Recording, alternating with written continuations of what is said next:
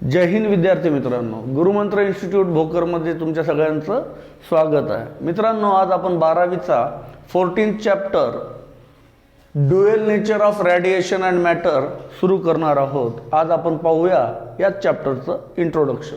छोटे छोटे व्हिडिओ बनवेल, तुम्हाला आवडतील हे अपेक्षा व्यक्त करतो. मित्रांनो, dual nature of radiation and matter हा चॅप्टर स्टेट बोर्डाला 4 मार्काला आहे मित्रांनो, विदाउट ऑप्शन, आणि विथ ऑप्शन 5 मार्क्सला आहे.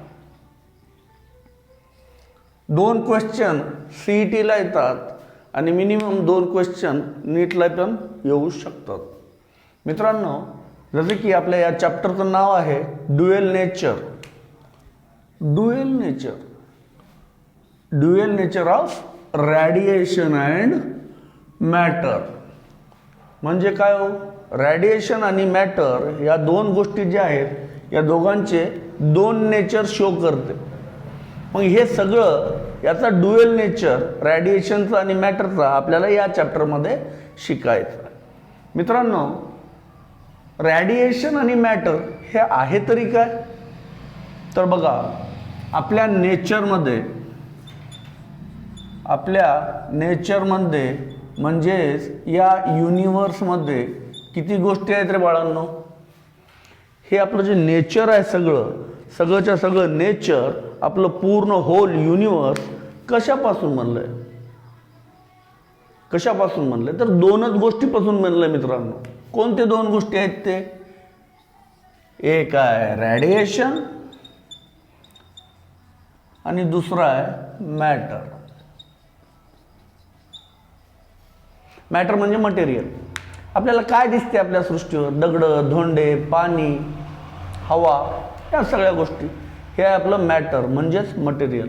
बाकी काय दिसेल? आपल्याला रेडिएशन दिसेल. या युनिवर्स, हे जे युनिवर्स आहे, universe consist of only 2 things. One is radiation and another is matter or material. मग रेडिएशन काय हो? काय रेडिएशन?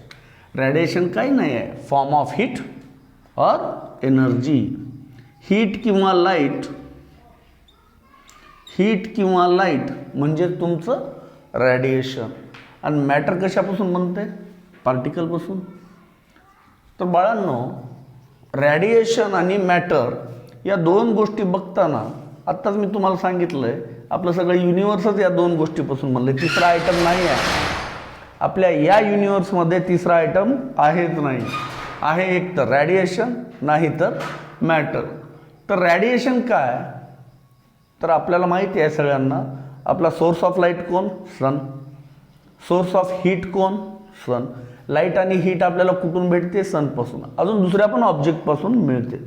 रेडिएशन आपण आपल्या अवतीभोवती सगळीकडं रेडिएशनच पाहतो. बरं, रेडिएशन काय आहे? एक प्रोसेस आहे. कोणती प्रोसेस आहे? ट्रान्समिशन और emission of light and heat and light. काय करते रेडिएशन? एक प्रोसेस आहे. रेडिएशन काय बेटा? एक प्रोसेस आहे विच एमिट्स लाईट और heat. Radiation is a process of emission of heat और लाईट. आपला एक कॉमन सोर्स आहे सन. आपला एक कॉमन सोर्स आहे, त्याच्यापासून आपल्याला हीट पण भेटते, लाईट पण भेटते. ते कशाच्या फॉर्ममध्ये जाते? रेडिएशनच्या फॉर्ममध्ये जाते. रेडिएशन म्हणजे काय? काहीच नाही बाळांनो, इलेक्ट्रोमॅग्नेटिक रेडिएशन आपण म्हणतो. आणि रेडिएशन ही ट्रॅव्हल करते इलेक्ट्रोमॅग्नेटिक वेव्हजमधून. आपण तिसरा एक चॅप्टर शिकलो होतो. तिसरा चॅप्टर काय होता? Kinetic theory of gases and radiation. त्याच्यामध्ये सुद्धा आपण रेडिएशन पाहिलं. त्याच्यामध्ये इलेक्ट्रोमॅग्नेटिक वेव्ज असतात. काय तो इलेक्ट्रोमॅग्नेटिक वेव्ज? ज्या वेव्ज व्हिजिबल नाही आहेत. ऐकले असाल, X rays, gamma rays, UV rays, या सगळ्या काही नसून इलेक्ट्रोमॅग्नेटिक वेव्ज आहेत. आणि मॅटर म्हणजे काय असतं? मॅटर जवळ काय असते बाळांनो? मॅटर जवळ असते मोमेंटम. बघा, रॅडिएशन म्हणजे वेव्ह. नीट लक्षात घ्या दोन गोष्टी. आता मी फक्त इंट्रो घेणार आहे. रॅडिएशन म्हणजे काय? Electromagnetic wave. आणि मॅटर म्हणजे काय? मोमेंटम. मोमेंटम म्हणजे काय? मॅटर जवळ कोणती प्रॉपर्टी आहे? मास आहे, मास. मॅटर काय असतो? मॅटर जवळ काय असते? मॅटर जवळ मास असते. वेव्ह जवळ काय असते? वेव्ह जवळ असते वेव्हलेंथ.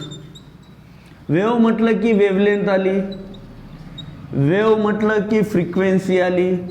बघा दोन गोष्टी नीट घ्या. ही वेव्हची प्रॉपर्टी आहे. काय प्रॉपर्टी आहे? वेव्ह जवळ असणार आहे वेव्हलेंथ, वेव्ह जवळ असणार आहे फ्रिक्वेन्सी. या दोन प्रॉपर्टीज कशाच्या आहेत मित्रांनो? इलेक्ट्रोमॅग्नेटिक वेव्हच्या आहेत. साधी गोष्ट आहे. वेव्ह म्हणलं की काय आलंय?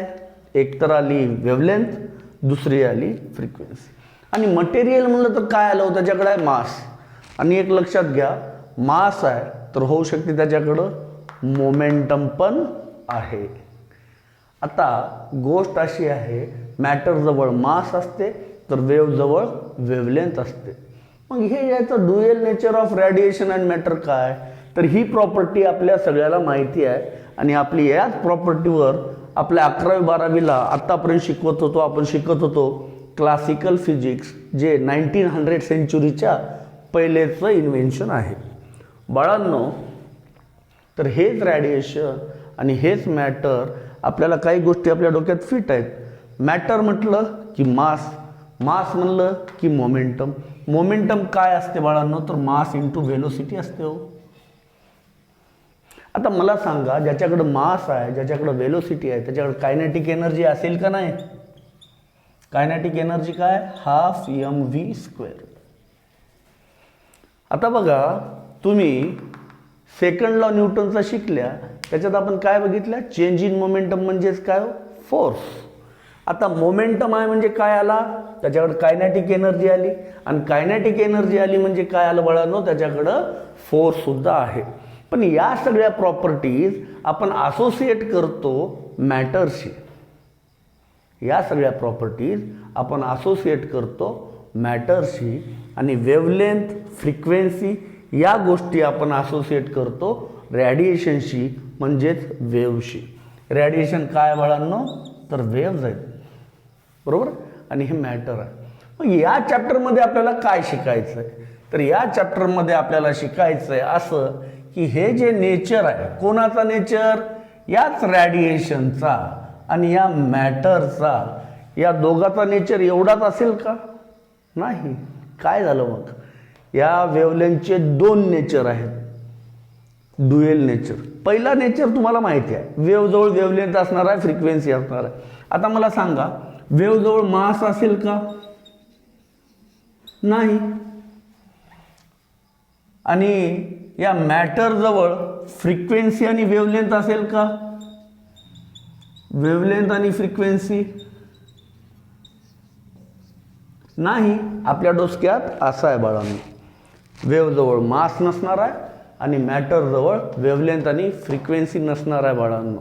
मग हेच आपल्याला 1900 इसवी सनानंतर या मॉडर्न फिजिक्समध्ये काही आपले महत्त्वपूर्ण सायंटिस्ट, नावाजलेले सायंटिस्ट, त्यांनी असं प्रूव्ह केलं आहे की मॅटर, हे जे मॅटर आहे ना, याच्याकडं काय असणार आहे? वेव्हलेंथ असणार आहे आणि फ्रिक्वेन्सी असणार आहे. म्हणजे 1900च्या नंतर आपल्या सायंटिस्ट लोकांनी असं प्रूव्ह केलंय की याच मॅटरजवळ ही प्रॉपर्टी तर आहे, याच्यात काही डाऊट नाही. हे नेचर सुद्धा दाखवते. कुठं? मॅटरचा सगळ्यात स्मॉलेस्ट पार्टिकल म्हणजे ॲटम. ॲटमचा सगळ्यात स्मॉलेस्ट पार्टिकल म्हणजे इलेक्ट्रॉन. इलेक्ट्रॉन जवळ काय असणार आहे? मास. इलेक्ट्रॉन जवळ काय असणार आहे? मास. आणि आपल्या सगळ्याला माहिती आहे, around nucleus electron continue revolve होते.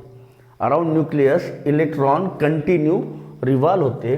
आणि आपल्या सायंटिस्टनी हे प्रूव्ह केलं आहे की हे इलेक्ट्रॉन जवळ वेव्हलेंथ आहे आणि फ्रिक्वेन्सी सुद्धा आहे. याचाच अर्थ काय झाला, मॅटरचे दोन नेचर झाले. एक त्याच्याकडे मास आहे, मोमेंटम आहे, फोर्स आहे. तर दुसरा त्याच्याकडे वेव्हलेंथ सुद्धा आहे आणि फ्रिक्वेन्सी सुद्धा आहे. सेम इकडंच झालं. हे रॅडिएशन आहे, याच्याकडं रॅडिएशन वेव्स आहे, इलेक्ट्रोमॅग्नेटिक वेव्स. याच्याजवळ वेव्हलेंथ आहे, याच्याजवळ फ्रिक्वेन्सी आहे. ही प्रॉपर्टी ॲज इट इज आहे. पण दुसरी प्रॉपर्टी कोणती आहे बाळांनो, तर याच्याजवळ रॅडिएशनजवळ मास आहे. रॅडिएशनजवळ मास आहे आणि या रॅडिएशनजवळ मोमेंटमसुद्धा आहे. म्हणजेच काय झालं बाळांनो, ही सुद्धा प्रॉपर्टी रॅडिएशनकडे आहे. म्हणजे रॅडिएशनचे दोन नेचर आणि मॅटरचे सुद्धा दोन नेचर. आता हे नेचर कसे काय हे सगळं आपल्याला या चॅप्टरमध्ये शिकायचं. लक्षात घ्या, dual nature of radiation and मॅटरमध्ये आपल्याला रॅडिएशनचे दोन नेचर शिकायचेत. एक वेव्ह नेचर तर दुसरा पार्टिकल नेचर. रॅडिएशनचे दोन नेचर, एक वेव्ह नेचर, दुसरा पार्टिकल नेचर. आणि हे आहे. आता आपल्याला वेव्ह नेचर माहिती आहे, आपण शिकलो. पार्टिकल नेचर शिकायला खूप इंटरेस्टिंग आहे. तसंच मॅटरजवळ पार्टिकल नेचर आहे बाळांनो, बरोबर आहे. दुसरा वेव्ह नेचर सुद्धा शो करते. हे शिकायला खूप इंटरेस्टिंग आहे. या वरच्या दोन गोष्टी तुम्हाला माहिती आहेत, खालच्या दोन गोष्टी शिकायला खूप आपल्याला मज्जा येणार आहे. इंटरेस्टिंग टॉपिक आहे, इंटरेस्टिंग चॅप्टर आहे. आपण स्मॉल व्हिडिओ बनवू, तुम्हाला बोर बी नाही होऊ द्यायचं आणि शिकवायचं पण. फक्त तुमची शिकायची इच्छा ठेवा. तर हे आपल्याला पुढच्या पार्टमध्ये आपण बिलकुल पाहू, त्याच्या पुढचा पार्ट. ठीक आहे. धन्यवाद मित्रांनो.